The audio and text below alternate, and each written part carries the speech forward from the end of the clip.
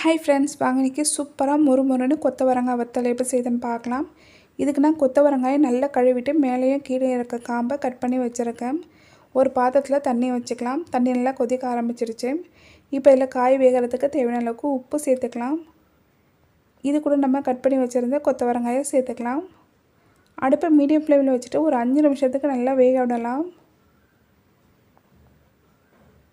பாருங்கள், 5 நிமிஷம் ஆகிருக்கு. கொத்தவரங்காய் கலர் சேஞ்ச் ஆகிடுச்சு, நல்லா வெந்துடுச்சு. இப்போ இதை ஆஃப் பண்ணிவிட்டு கொஞ்சம் நேரம் ஆற விடலாம். பாருங்கள், இந்த மாதிரி நல்லா வேக வச்சு எடுத்துக்கோங்க. இப்போ ஒரு பாத்திரத்தில் ஒரு 1/4 கப் அளவுக்கு தயிர் சேர்த்துக்கலாம். புளிப்பில்லாத தயிராக சேர்த்துக்கோங்க. இது கூட உப்பு தேவையான அளவுக்கு சேர்த்துக்கலாம். நல்லா இதை ஒரு வாட்டி கலந்து விட்டுக்கலாம். இப்போ இதில் நம்ம வேக வச்சுருந்த கொத்தவரங்காயை சேர்த்துக்கலாம்.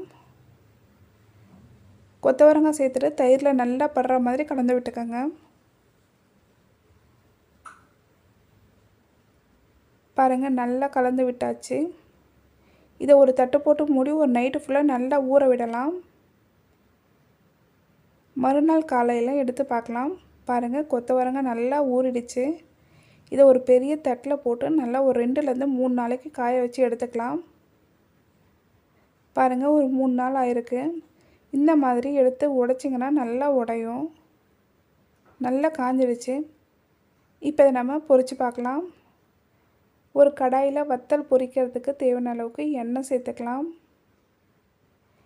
எண்ணெய் காஞ்ச பிறகு கொஞ்சம் கொஞ்சமாக சேர்த்து நம்ம பொரித்து எடுத்துக்கலாம்.